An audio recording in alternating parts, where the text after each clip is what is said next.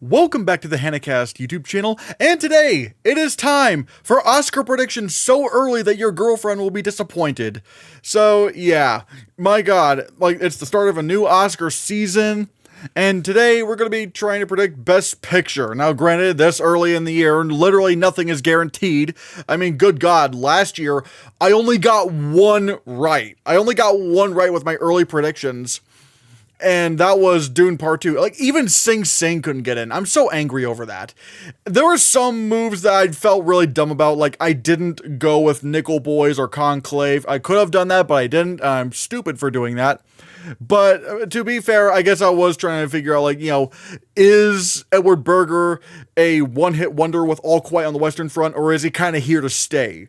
And surprisingly enough, not only is he probably here to stay, but like Conclave wasn't even like Maestro. Like it was also number 2 for Best Picture, probably.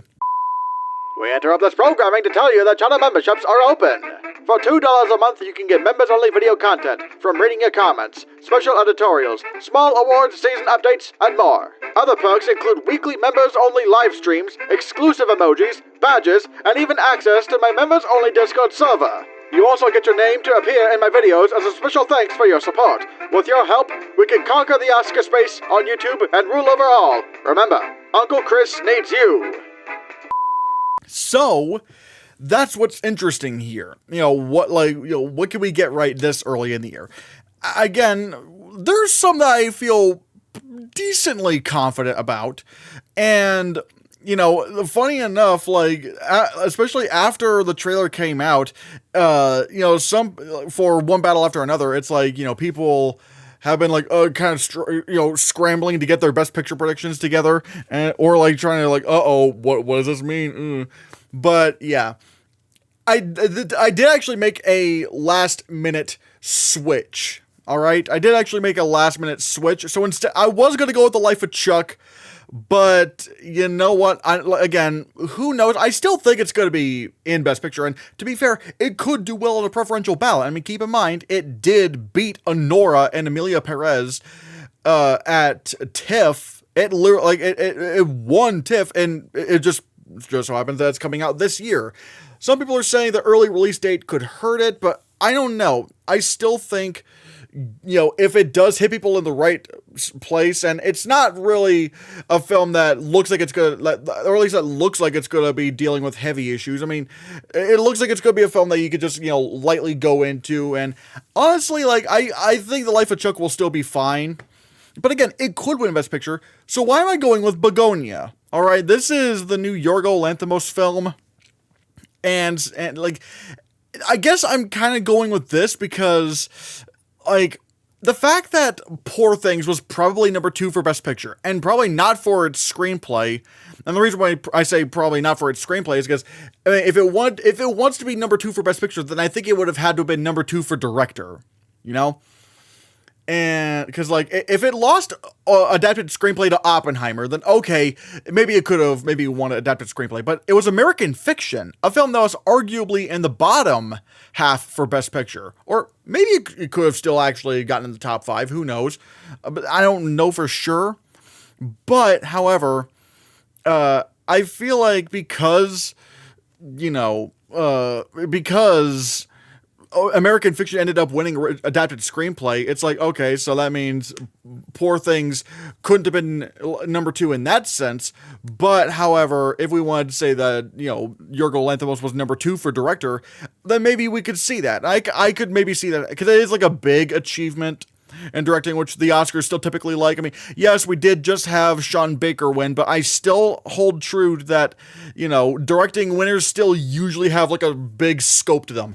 I think with Honora, it was just very clear they just wanted to glaze all over, Sean Baker and everything. I mean, good God, they gave him editing when that was just completely unnecessary. I mean, even the Eddies didn't go for Honora. I need to get off Honora right now. So Begonia, I don't know, maybe if if Poor Things was number 2 for Best Picture, then maybe Begonia could be that next film. Maybe it could be that film that actually does, win Best Picture. But again, I don't know for sure about that. But again, there is still Life with Chuck, and it is the feel-good movie. You could see the ensemble, you could see adapted screenplay, you could see Mark Hamill. Again, really Mark Hamill only if the film is like winning Best Picture, then he wins. And you could also see the filmmaker narrative. I think that's also something we need to keep an eye on when it comes to the Oscar seasons ahead, is that the Oscars really like filmmaker narratives, either filmmaker narratives or cast narratives. And, you know, even with Oppenheimer, you know, it was still like a big celebration for the work that Christopher Nolan has done over the years. So it could be one of those two. I'm going with Yorgo, but it's weird because because Yorgo Lanthimos and Mike Flanagan are like, they're relatively like newer in like the 2010s. But then again, you could also argue that was the same case with Sean Baker. So I don't know. And plus, at least with Yorgo Lanthimos, he has 2 films in Best Picture. So, but again, we don't know too much about this film. I mean, granted, apparently it is sort of like a remake of an old movie. So maybe, and to be fair, we don't even know if Emma Stone's like lead or supporting. So I'm not completely sure on that front. But I can already see like a bunch of text for Begonia. I don't think visual effects is going to be one of them, but I could see production design, costume design, cinematography, a lot of the same awards that The Favorite was getting nominated for. So that could happen. And again, with Life of Chuck, if it wants to win Best Picture, it could have like, you know, SAG Ensemble and adapted screenplay, and maybe Mark Hamill could win. Again, at least out of all the actors I've heard, Mark Hamill will be like the most likely to win out of all the actors, but we'll have to see. Jay Kelly I have at number 3 because apparently test reactions came out and they are overwhelmingly positive.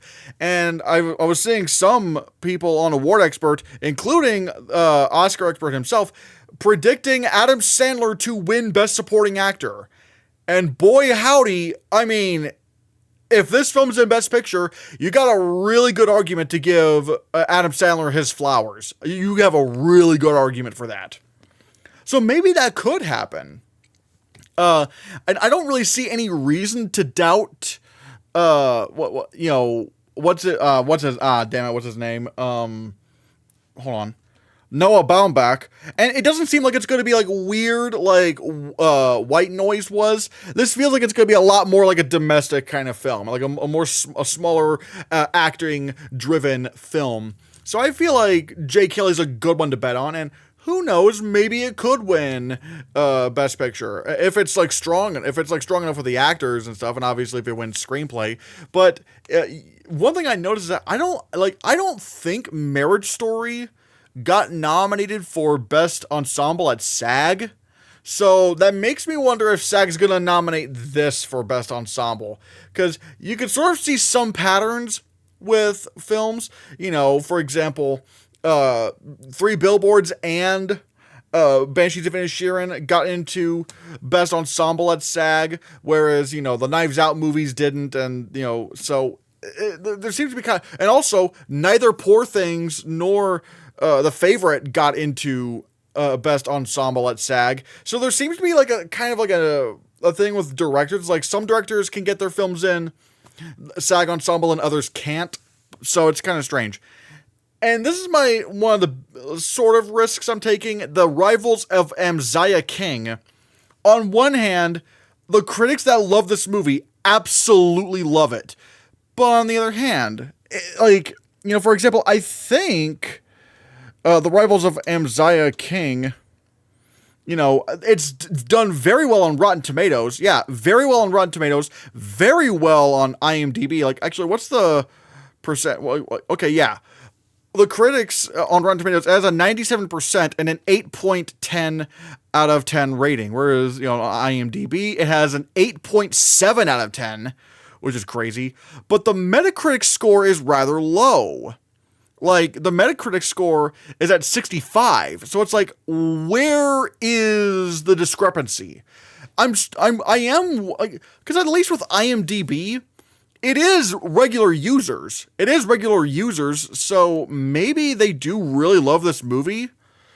And let me look at Letterboxd, actually. So, yeah. The Rivals of Amziah King. It has okay, 3.6 on Letterboxd, but the stack is like really good. Like the 8 out of 10s, not the 8 out of 10s, but like the 4 out of 10s, the 4.5 out of 10s, and the 5. No, why am I saying out of 10s? The 4 out of 5s, the 4 stars, the 4.5 stars, and the 5 stars. They are really up there. They are really, really up there. So it's really interesting. If this film gets the right distributor, which I don't know who would distribute it, because like I was maybe thinking Netflix, but already like Netflix is like pretty stacked this year. They got Jay Kelly, they got Ballad of the Small Player, they got the Catherine Bigelow film, they got Frankenstein. We'll talk about those Oscar prospects here in a bit, but it's like, can Netflix actually get the rivals of M. Zia King and give it a proper like campaign? I don't know. Apple, maybe. A24, maybe. But so I'm not exactly sure. But apparently it's like a musical of sorts. Apparently it's like a musical, but also sort of a Western or a crime thriller. So this is all fascinating. And again, it being a musical, you could see the text being pretty big in terms of the nominations. So like you could maybe see cinematography or film editing or sound. Like that's the kind of stuff you get with musicals. And I'm not exactly sure if it's like contemporary or if it's a period film. Because if it's a period film, then yeah. So I'm not exactly sure when this film actually takes place. And apparently it's also from the director of The Vast of Night, which I love The Vast of Night. Like, that movie's really freaking fantastic. And the fact that he's doing something so ambitious with this kind of film is really fascinating. So, again, I could see the director nomination. I could see some of the big nominations like Matthew McConaughey. And it has very good reviews. At least, it's weird. It's kind of, again, it's just weird because Metacritic's the only one that doesn't absolutely love this film. Like, Rotten Tomatoes loves it, IMDb loves it, Letterboxd loves it, but Metacritic doesn't. But again, the Metacritic reviews, there's only 8 critic reviews, so it makes me wonder if, it does kind of make me wonder if, the more people see it, the more they'll like it. I'm not exactly sure. That's the tough thing. So I'm keeping my eye out for the rivals of M. Zia King. And look, I'll do it after The Hunt. I don't, this is one where I'm like, because it's Luca Guadagnino, and Luca Guadagnino, he has not had a film that's gotten an Oscar nomination since Call Me By Your Name, and you know me, I'm always kind of wary of the one-hit wonders of Oscars, and, some, you'll have your one-hit wonders, what was it, like Jordan Peele, or M. Night Shyamalan, or I'm trying to think of another, kind of recent example, oh, man, who else? Maybe you could say Emerald Fennell. And Darren Aronofsky, I think, would probably also, fall into that line. Where basically, they show up at the Oscars, once, and it's oh, okay, nothing they do really impresses the Academy all that much. So, I'm still wondering if Luca Guadagnino is still in that kind of bubble. But from what I've heard, it's not, a weird movie. It's not weird, Queer. And it's not Gen Z horny movie like Challengers. So maybe it's in hell, what's her name? Julianne Moore is in the lead. No, it's not. No, it's Julia Roberts. Julia Roberts is in the film. So perhaps, again, I'm still very wary because, again, I've been burned before on Luca Guadagnino. We'll have to see. This is one we will have to see. And then the bottom of the top 10. I gotta have Fire and Ash right here. Avatar, Fire and Ash. Sort of the opposite of, some of the directors I was mentioning earlier regarding being a one-hit wonder. Ever since Titanic, James Cameron hasn't really stopped making Best Picture films. He made Titanic, he made Avatar, and then he made Avatar: The Way of Water. Granted, this is the shortest amount of time there's been between any of his, Best Picture films. So that could be something to consider. But I don't want to doubt him right now. I feel like I'd have to not go. I think I'd have to doubt James Cameron once it comes out, and it turns out it's not really all that great.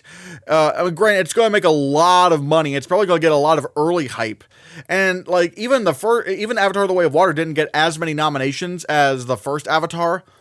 But still, I mean, as long as it can still wow people and just bring people back to Pandora, man, and go, man, this is what movies are made for. Like, it could still just, like, creep into Best Picture that way. As long as it brings something new, at the very least, because, like, at the very least, visually new, I guess. Let us see a new environment, like, blow us away with technology, even though it's gonna be a little bit harder to blow people away with like fire effects than water effects. But I don't know, people seem to generally very much like Avatar 1 and 2, so it might still get in. And then next at number 7, I have One Battle After Another. This is one where I have to discuss my issues here. It doesn't feel like an Oscar film. It really doesn't. I'm gonna go with it for now, but I've always said I have a bad feeling about this for a couple reasons. One, especially after the trailer, it's like, okay, this is like interesting for a Best Picture supposedly winning film, but also the budget for this movie is like well over $100 million, and especially given the trailer, it's not going to make that money back. It's not going to make that money back.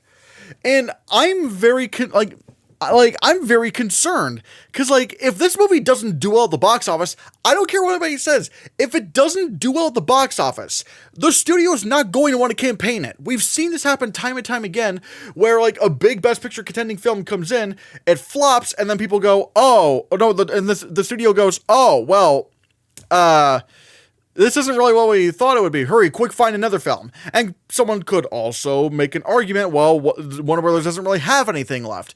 Still, the fact that this is and also, people also try to say to me, but Christian, there are box office flops that got into Best Picture before. Yeah, but usually, they're like, released in like December. Like West Side Story was a flop, Nightmare Alley was a flop. I don't think The Fabelmans did particularly well at the box office either. But again, they were very late releasing films, so that's like in the middle of the awards conversation. So the talk of the town isn't about how much it flopped. The talk of the town is about like, man, look at this movie and it's gonna get awards. But One Battle After Another is coming out in September. That's not really an Oscar-friendly time for a film that's not going to make a lot of money. And now people will try to say, but Leonardo DiCaprio is such a box office draw. Is he though? Is he? Like, Killers of the Flower Moon didn't really do that well at the box office. And like, so I do like, yeah, he'll probably bring in more people, but it's not a guaranteed hit if he's in it. Like, that era of the movie star is dead. So I just have my doubts. I really just have my doubts about One Battle After Another because, again, it's not going to do well at the box office, and if it's a box office flop, especially considering it's Warner Brothers, I mean, hell, look at, like, other films that Warner Brothers tried to make happen that ended up flopping and then they just abandoned, like, In the Heights. When In the Heights came out, it was, like, one of the most acclaimed films of the year. It even got better reviews than West Side Story, but because it tanked so badly at the box office, like, Warner Brothers just completely abandoned it, and they didn't try to push it for any awards. And throughout award season, really the only nomination it got was Anthony Ramos getting in for best actor in a musical or comedy at the Globes. So it's like, again, if that can flop and Warner Bros. Gives up on it, they're probably going to do the same thing with One Battle After Another. And again, even just looking at it, it's like, really, this cost over $100 million? And some people are even saying that, well, I mean, it is like Paul Thomas Anderson's most commercial film, but if anything, I feel like that might be even more detrimental because the Academy likes the more, likes having the auteur vision out. If anything, I feel like the fact that this goes less PTA than a lot of his other films he might not get nominated for director because they like the more auteur visions. And there's not really a narrative for Paul Thomas Anderson like there was for, what's his name, James Mangold, because James Mangold had never been nominated for Best Director before. But Paul Thomas Anderson has. He's not really known as a director for hire. He's the guy who comes in and brings his own material and like gets the stuff he wants made. So I just don't know. I'm just saying I have my doubts for One Battle After Another. Like there is a chance it could just slip out. There really is, and I feel like people need to realize that. And then the next one is the Ballad of a Small Player, directed by Edward Berger. All right, this film stars Colin Farrell and Tilda Swinton, and the synopsis reads, a high-stakes gambler decides to lay low in Macau after his past and debts catch up with him. Along the way, he encounters a kindred spirit who just might hold the key to his salvation. Now, admittedly, this doesn't necessarily sound like a kind of Oscar thing, but to be fair, I didn't really think Conclave sounded like that either, because like a movie about like cardinals trying to elect the Pope, and it's supposed to be like this kind of political thriller, like I was like, is it gonna be a little bit too on the nose or something like that? But Edward Berger managed to direct the film in such a way that it actually felt like something like traditionally Oscar baity. So I'm thinking maybe we could still get that with The Ballad of a Small Player. I mean, granted, you know, there's not as much of a buffer between, you know, this and Conclave as there was between Conclave and All Quiet on the Western Front. So I'm not exactly sure what the craft of this film will look like. But I'm going to go with Edward Berger for now, so yeah. And I do have a musical biopic in the top 10, but it's not Michael. And I will give my reasons for Michael later on. But I'm going to go with Deliver Me From Nowhere, all right? Deliver Me From Nowhere stars Jeremy Allen White as Bruce Springsteen.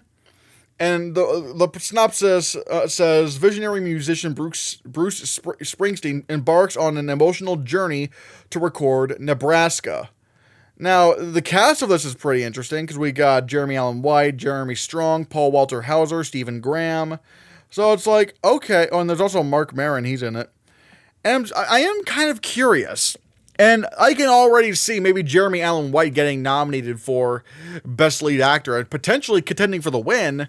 So there's that. It seems like it could just be like a good old-fashioned, you know, music biopic, and I might have to go for that for now. And out of the potential international films, because I do want to try to predict one, but again, who knows what's going to happen. I'm going to go with Sentimental Value. This is from the same director of Worst Person in the World, which was nominated for Original Screenplay. And the synopsis here reads, if I can pull it up right here. All right. Nora, an actor, and her sister Agnes are grieving the loss of their mother when their father, Gustav, reappears in their lives after a long absence. Gustav, a once celebrated filmmaker, has written a script for a comeback movie and offered the main part to his daughter, Nora, but she categorically refuses the role. During a career retrospective in France, Gustav meets an adoring Hollywood star and offers her the part intended for Nora. When the film starts shooting back home in Norway, Gustav seizes the opportunity to repair his bond with Nora and her sister. This is interesting. Again, like it could go to Cannes, so we'll have to see. And you know, if it wins the Palm, it's definitely getting into Best Picture. I'm really curious as to what's going to win the Palm. So right now I'll go with Sentimental Value, but again, it almost sounds too easy that it will, so it might not. But this is kind of the best guess I got right now. So, yeah, and then we get to the next part of the list, outside of the top 10. At number 11, I have Nouvelle Vague. All right, Nouvelle Vague is directed by Richard Linklater, and this seems categorically different than a lot of his other films in a way that makes me really fascinated. It says it follows the production of Jean-Luc Godard's French new wave classic Breathless, and apparently it's shot in black and white, 4:3. This is so, like... And it's not unlike, you know, One Battle After Another, where it's different from what from what Paul Thomas Anderson usually does. It's more commercial. This one, it's different from what Linklater does, but it's a little bit more artistic in a sense. Like, I could see cinematography happening, and I'm not exactly sure how far back this film, like the film that's being made, goes, but could it be a period piece? Or could we see some costumes? Who knows? So, and apparently, Zoe Deutsch is probably the biggest name because the rest of the names are in French. I'm very fascinated by this. I am very fascinated by what this film could be. And again, it looks like a different kind of film from Richard Linklater, and it does make me curious. And this is the one where people are going to go, what are you doing? I don't have Marty Supreme in Best Picture. All right, Marty Supreme. All right, this film, let's see the synopsis. Marty Mouser, a young man with a dream no one respects, goes to hell and back in pursuit of greatness. Now, admittedly, that's not really a lot to go off of, but apparently the budget for this film is $70 million, and people are saying, well, Christian, this is obviously going to be A24's biggest push. And I just don't know.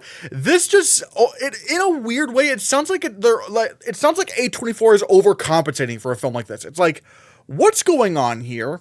Because like the Safdies don't usually make films that are like that Oscar friendly. Which, granted, one could say the same thing about the Daniels for Everything Everywhere All at Once. But at least the Daniels, or like with Everything Everywhere All at Once, it was a film that captured the hearts of people, got them in the feels.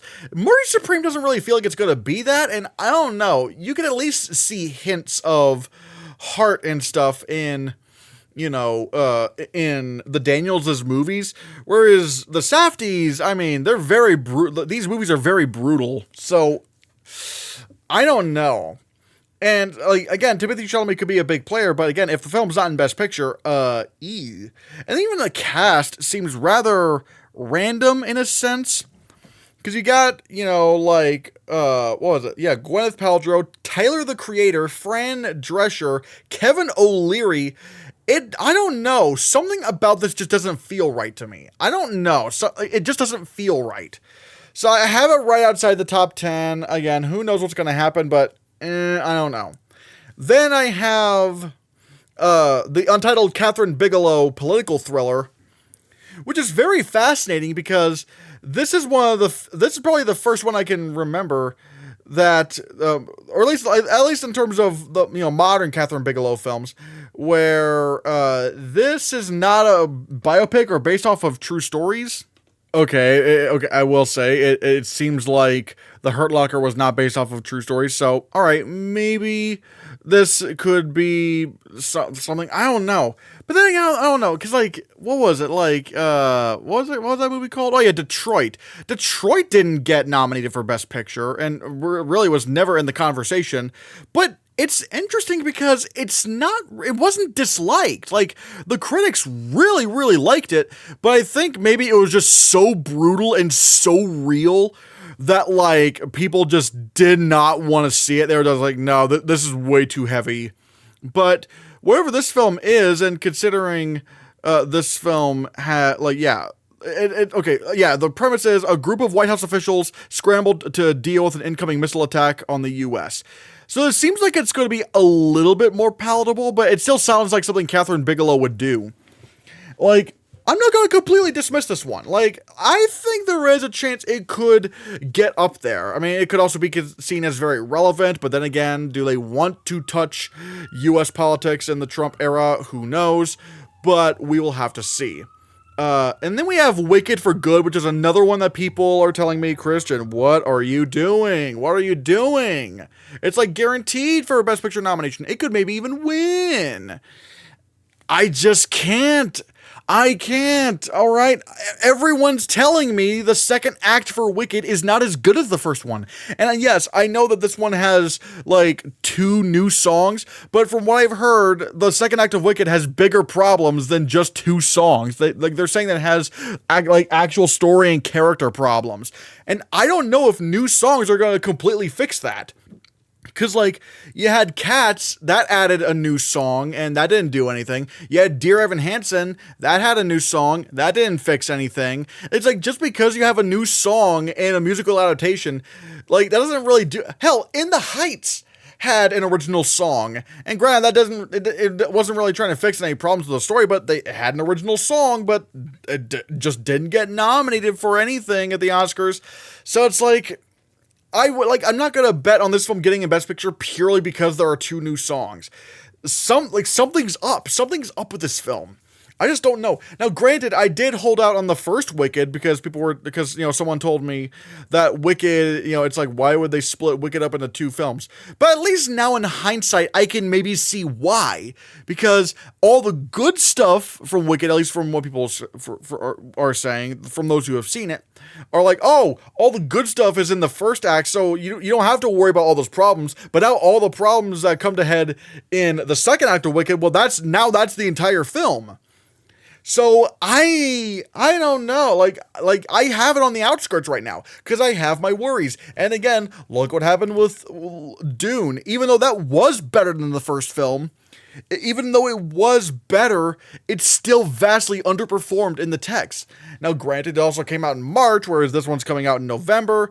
So there's a lot of different factors that are going into this. But still, I think the wow factor might not be as big because the fact of the matter is we've seen this world before. We've seen these characters before.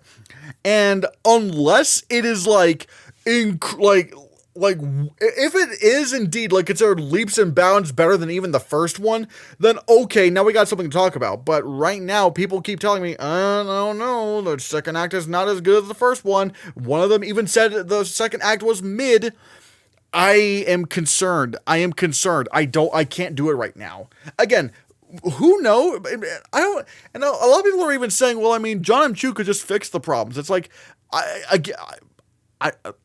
it seems like he's more like a director for hire. I don't know if he's the one truly calling the shots in terms of how the story's, being done. But again, I don't know. I don't know for what's going on with this film. So going off of the reception of the Wicked stage show and them saying that, Act 2 is not all that great, I have to keep it outside. And then at number 15, I have The Smashing Machine, which I had it in initially, but then the reactions came out and they were like, what? People are like, what? And people are not really so sure about The Smashing Machine. I'm like, damn it, I have to take it out now. Like those kind of reactions, it's like, I don't know. But again, there's another factor that makes me go, but then again, I don't know about that. Like, what's going on there? Because Dwayne Johnson's going to be in the new Martin Scorsese film with Leo DiCaprio and Emily Blunt, and it's being distributed by 20th Century Studios. That makes me think that maybe Martin Scorsese, it's sort of it gives me similar vibes to when Paul Mescal was announced to be the star of Gladiator 2, coming right off of After Sun, and it makes me wonder, could The Smashing Machine be similar? Could Dwayne Johnson really blow people away with this performance? And that is tough, but especially if the film itself is not really all that liked. So I don't really know what to do here. The transformation's there, and I can already see that the Academy would be very much oh man, Dwayne Johnson's doing something serious. We really like that. And the makeup is there. I mean, good God, he looks unrecognizable in the makeup. But again, I'm not sure, especially with those test screenings. So, because initially I actually had The Smashing Machine above Marty Supreme. I actually had this in Best Picture because I don't think 2 Safdie movies are going to get in, and I think it'd be like, oh, well, what if we were looking at the wrong Safdie film this whole time? But again, given the reactions, I'm like, I might need to back off on that a bit. But again, who knows? All right. Then we got Hamnet. All right, what is Hamnet, you ask? Well, if this app will just open, it will say, Agnes Shakespeare, the wife of the world's most famous writer, struggles to come to terms with the loss of her only son, Hamnet. It's directed by Chloe Zhao, who is kind of hit or miss right now with Nomadland and Eternals. Now, some people could say, well, that was more of a committee film. From what I've heard, at least from what I was hearing, at least from Kevin Feige himself, Kevin Feige said, oh yeah, Eternals was the first film I had where, I just let the director just do their thing. It's if that was like, oh, but then again, we don't, maybe like Chloe Zhao is just not the blockbuster kind of director. I'm not exactly sure, but however, again, I'm going to keep Hamnet out of this for now because I'm wondering if Chloe Zhao could also be a one-hit wonder with the Oscars. Who knows? Then I'm going to take a little bit of a swing at number 17 by having The Wizard of the Kremlin. This stars Jude Law as Vladimir Putin, which is very, very relevant today.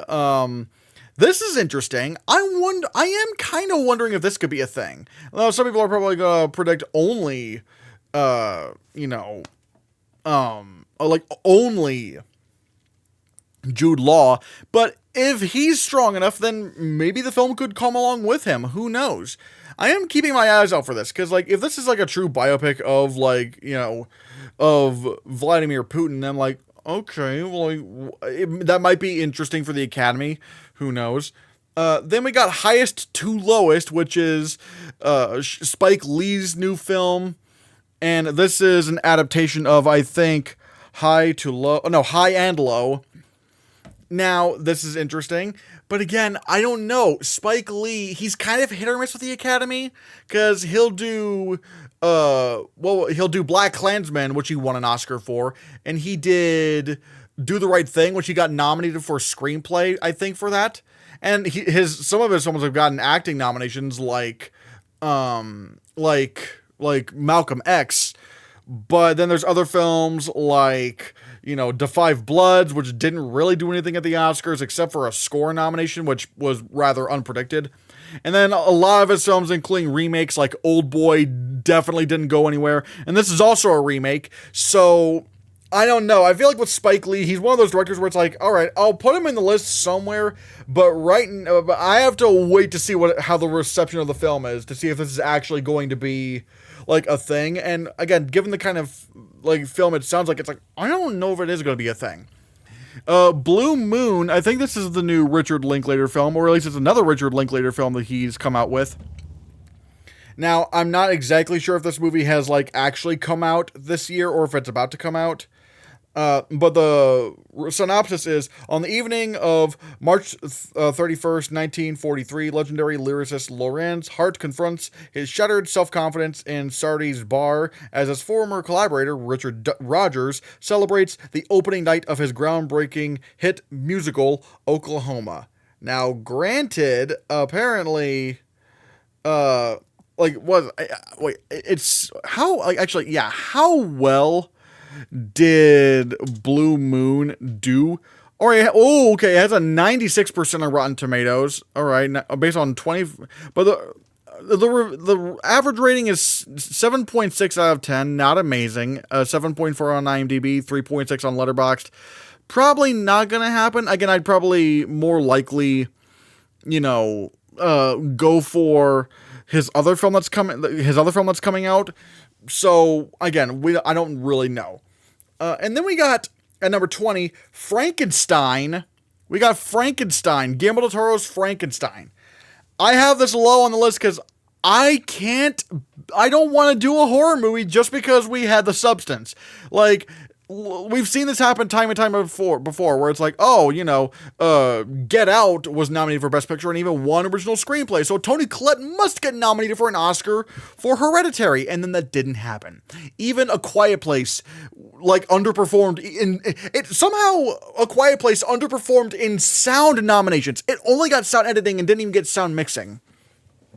So, forgive me if I'm a little bit And granted, Guillermo del Toro is kind of like an Oscar darling now. He's got 3 Oscars, one for director, one for picture, and one for animated feature. And, the last 2 live action films he did, Shape of Water and Nightmare Alley, were nominated for Best Picture. And so people are saying, well, that's evidence enough. But is it really? I mean, Nightmare Alley just barely squeaked into Best Picture. It barely got in. And so, I don't know. And again, we're talking about a horror movie right here.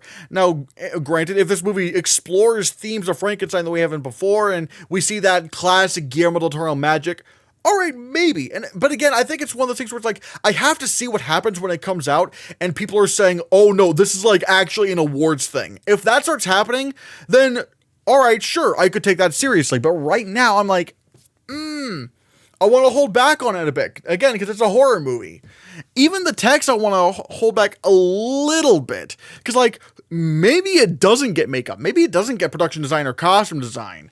Because, again, if you're not in Best Picture, you are weak in some of those categories. So, we'll have to see. We'll have to see what really happens. Then, we got the next 20 films.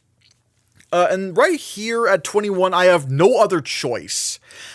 Which is, you know, I believe this is directed by Park Chan-wook, and this film has an interesting premise. After being unemployed for several years, a man devises a unique plan to secure a new job, eliminate his competition. I don't know if this exactly sounds like an Oscar thing, but again, if it goes to Cannes and it actually wins the Palme d'Or, all right, maybe I'll predict it. But and also, you know, Park Chan-wook also does have some, you know, of a narrative behind him. I don't think he's ever been nominated for an Oscar before, so maybe. But again, it just has to be that right film. It has to be the right film with the right enough passion. And again, it has to be something that the Academy can actually, you know, feel comfortable with. Because again, you know, look at Decision to Leave. That didn't even get nominated for international feature because of the genre bias of murder mystery. So I'm glad to see it to believe it, or at least see the reactions to believe it. Anne Lee is directed by Mona Fastfold, the co-writer of The Brutalist, and apparently she's writing this along with Brady Corbet. And the premise is an epic fable about religious leader Anne Lee, the founding leader of the Shaker movement, who was proclaimed by her followers as the female Christ and went on to build one of the largest utopian societies in American history. Lee, one of the rare female religious heads of the time, and her followers worshipped through exorbitant song and dance. This is a very interesting premise, but I'm not doing it right now because I don't really want, like, if I'm not mistaken, like, The Brutalist was like the first time Brady Corbet and Anne Lee really broke into the Oscars. If I'm not mistaken, that was like the first time they truly broke into the Oscars. A lot of their other films are kind of a mixed bag. So I want to hold back on that. I want to hold back on that a bit because I don't know. I just don't know if that's actually going to be like a thing that happens. So we'll have to see. Wake Up Dead Man, A Knives Out Mystery. I have it at number 23. It's like the final part of this trilogy, unless there are more Knives Out films that they want to do. Who knows? It's probably going to get it's definitely going to get PGA nominated, and it's going to get adapted screenplay. So I want to put it in somewhere. Do I think it's going to get in the Best Picture? No. It would have to do something like really new that the Knives Out movies have not really done so far. And granted, I mean, Benoit Blanc looks very different compared to his previous films. So we'll have to see. I think it's going to be a crowd pleaser. People are going to really love what's going on with this film, but I'm not ready to say it's going to get into Best Picture quite yet. I actually have Black Bag on the list because the reviews are very, very strong. They are incredibly strong. All right, let me look on Rotten Tomatoes. For Black Bag, all right. Hold on a second. Yeah, Black Bag has a 96% of Rotten Tomatoes, an 8.10 out of 10, which is very, very strong. 85% Metacritic, although, let me look on Letterboxd. How are Letterboxd people really enjoying it? 3.5 out of 10. All right, so that's a little low. The 4 out of 10s are really strong. So, like, I don't think it's going to happen, especially considering, you know, it's this early in the year. But, again, like, we know this film is out. We know that people really like it. Actually, how well has it done in the box office so far? Oh, wait, okay, it's not really done that well at the box office at all. $31 million off of a $50 to $60 million budget. So, it's probably not going to be campaigned at all. So, I don't know, maybe I'm kind of silly for putting it that high, even at number 24. But yeah.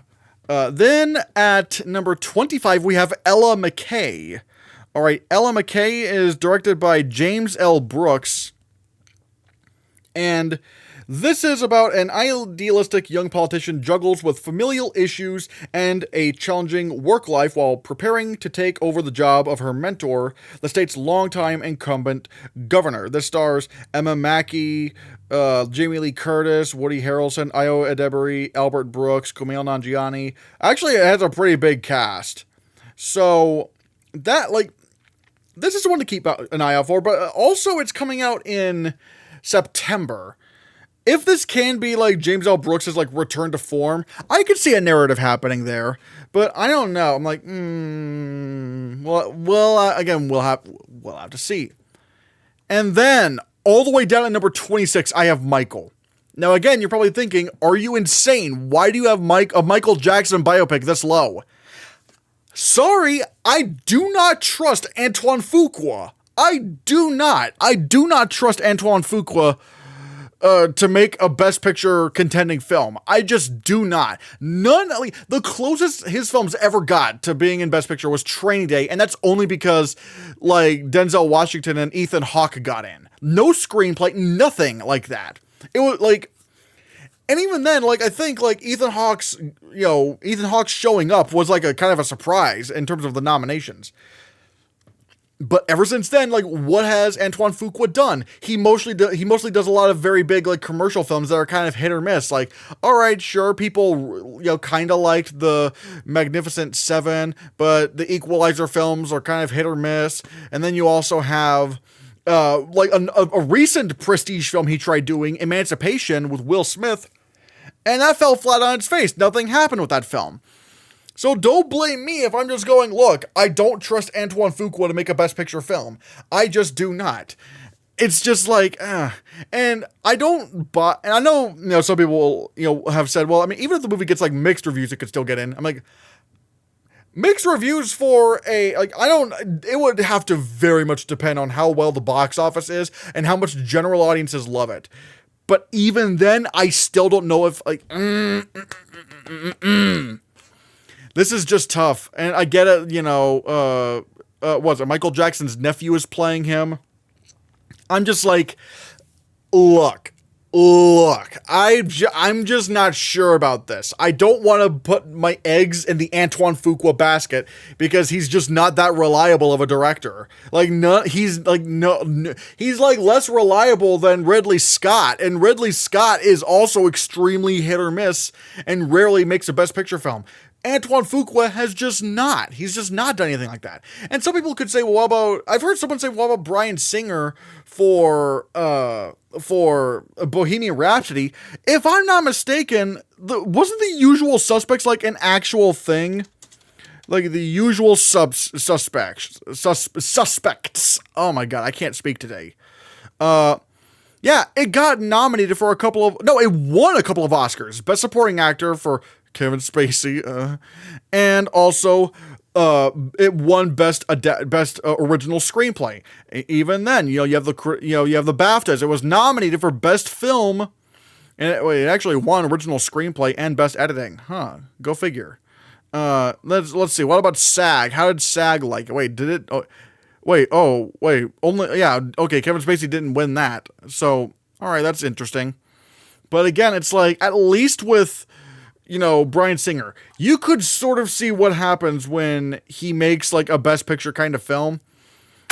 Antoine Fuqua has not really had that. Again, Training Day didn't even get nominated for any like Best Picture awards and didn't get nominated for like screenplay or anything like that. Like, I just don't want to bet on Antoine Fuqua. Number 27, The Entertainment System is Down. This is from Ruben Östlund.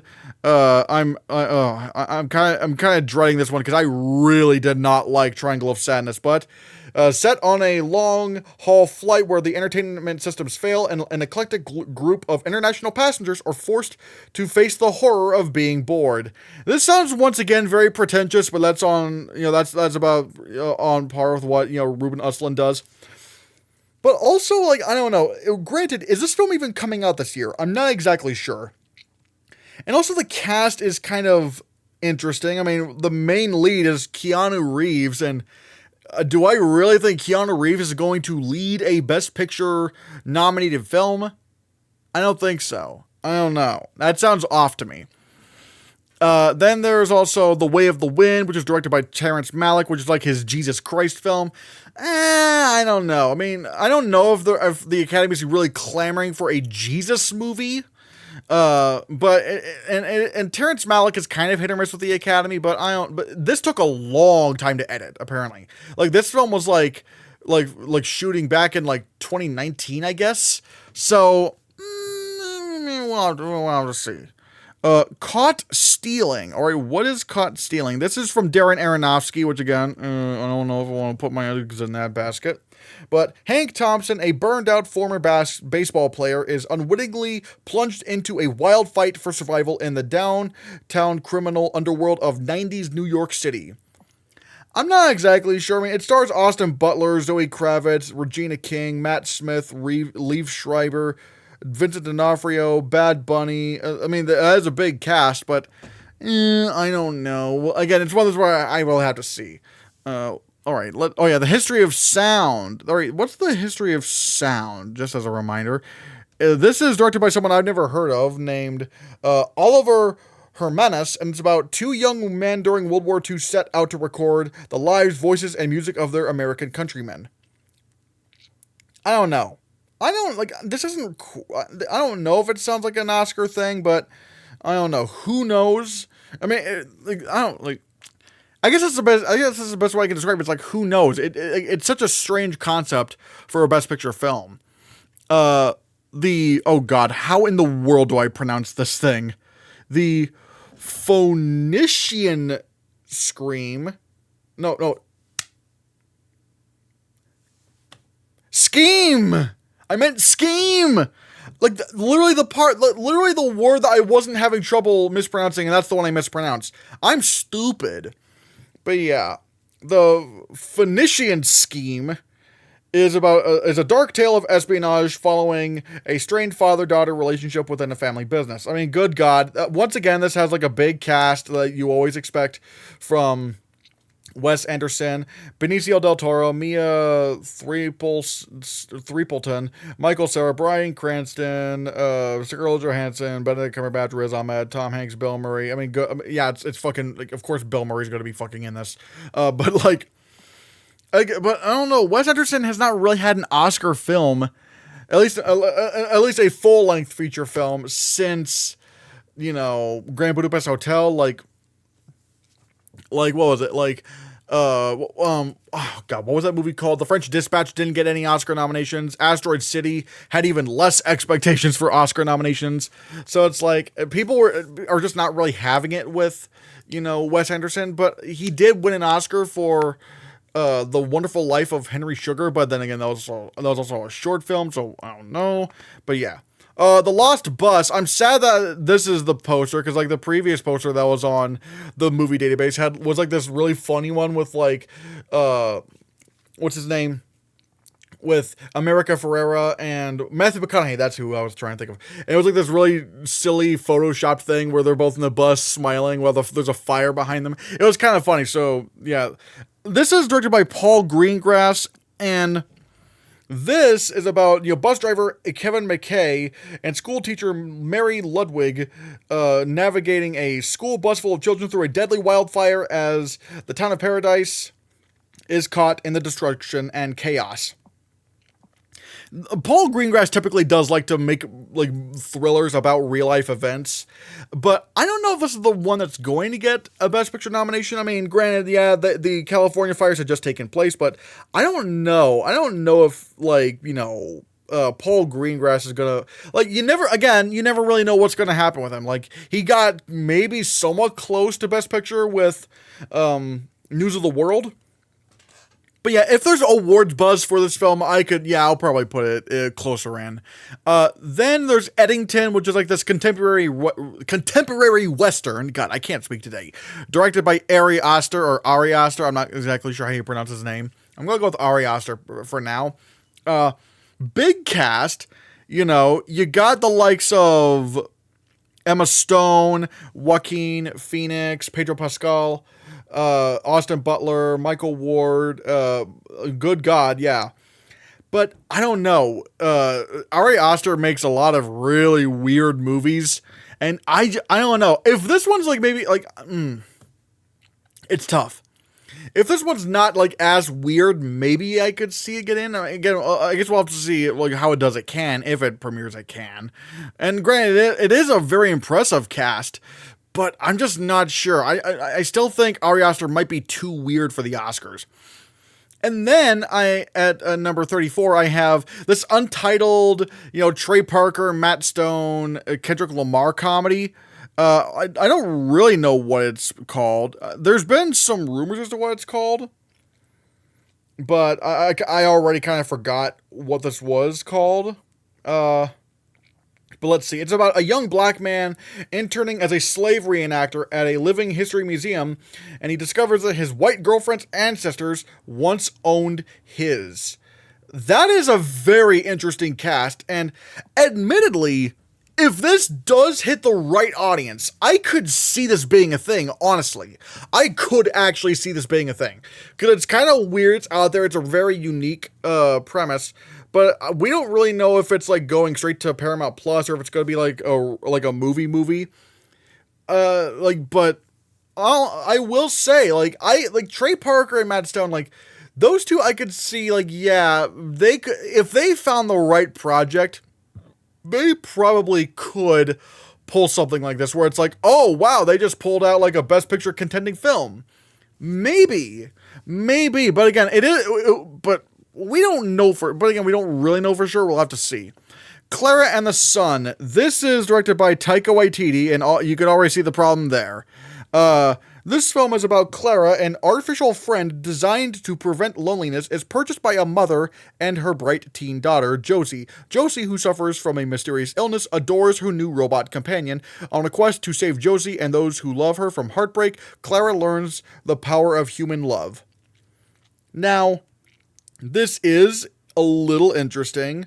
It stars Jenna Ortega, Amy Adams, Mia Thoria, Natasha Lyonne. It's like, okay. Oh, and I guess like Steve Buscemi's in it. But the thing is, people don't really like Taika Waititi anymore. I mean, he did Jojo Rabbit, and that did very well at the Oscars.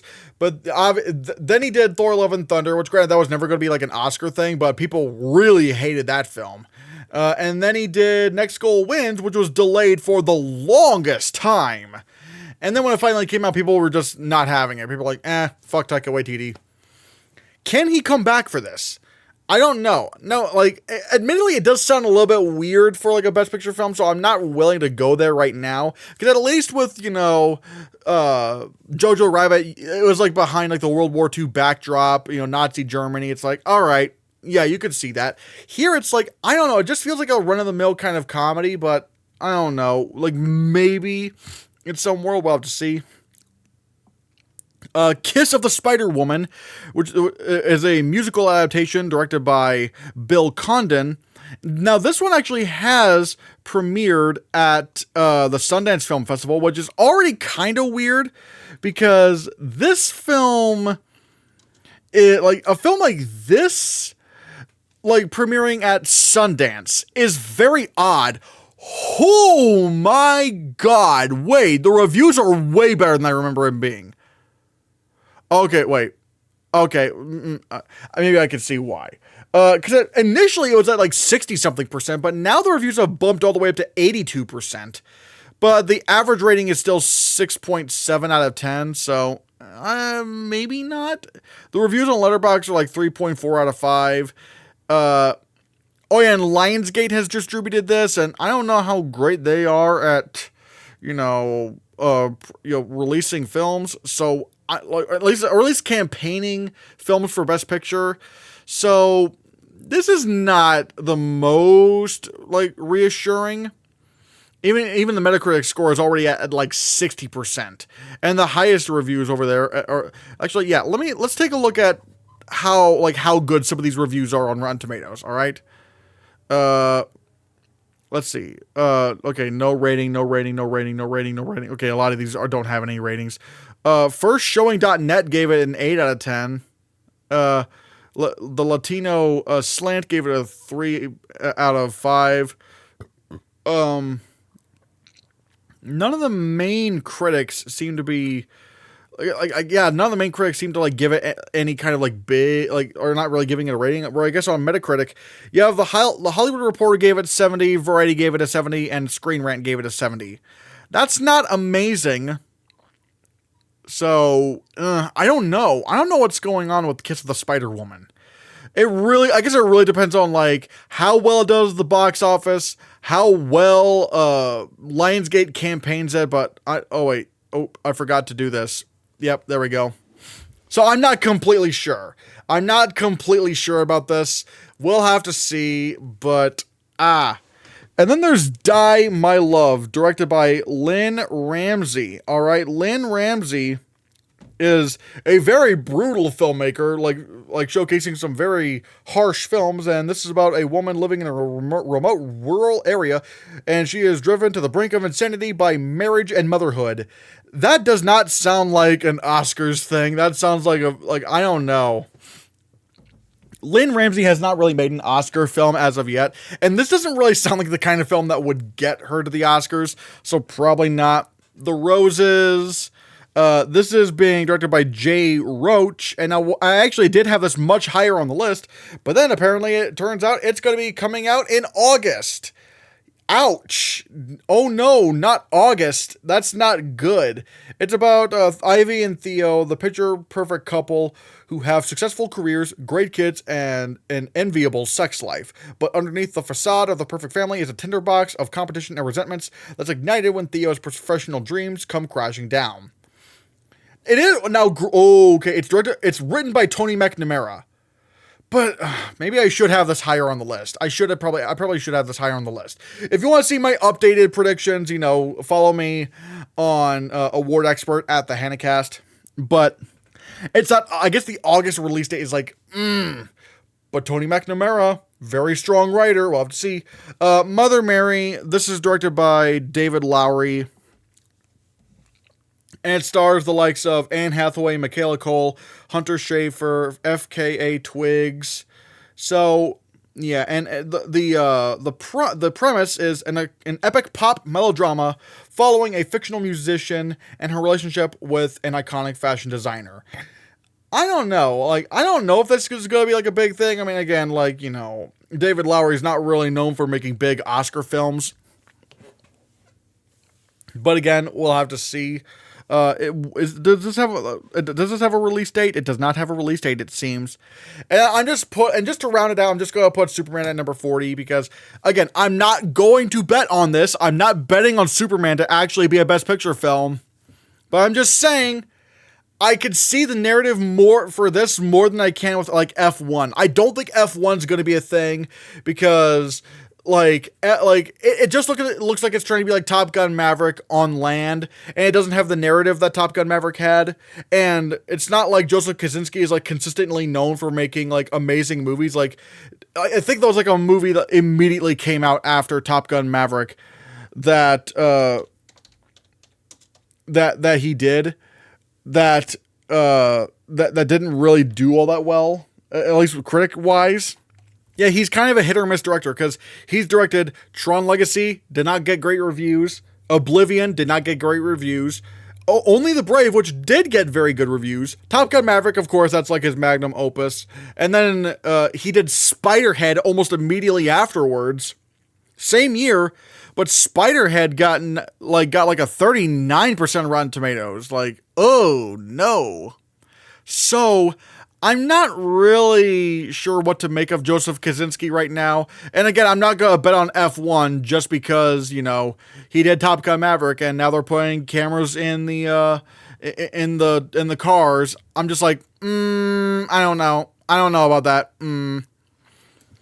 Whereas with Superman, I can see the narrative if the film is as if it's that well acclaimed.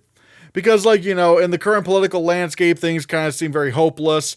But who's there? Superman. Superman's like a beacon of hope, and it sort of represents what America should stand for. And from what we're hearing, this Superman movie really leans into that. And I'm not going to bet on it. I'm not gonna, because again, it would need to be like one of the best superhero films ever made, and it would have to actually contend with The Dark Knight to be like the best like comic book movie ever, or like the best DC film ever made, or at the very least, if it's like better than Wonder Woman, because Wonder Woman had an argument to get in. It got PGA.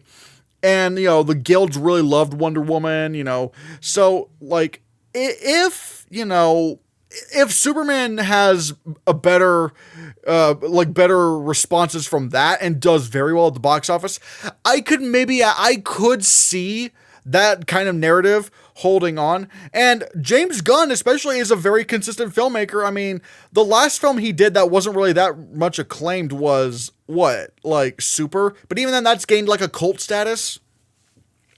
And also, James Gunn is a Writers Guild nominee for Guardians of the Galaxy, so if he could get nominated for Guardians, maybe Superman could follow up if it's just that good.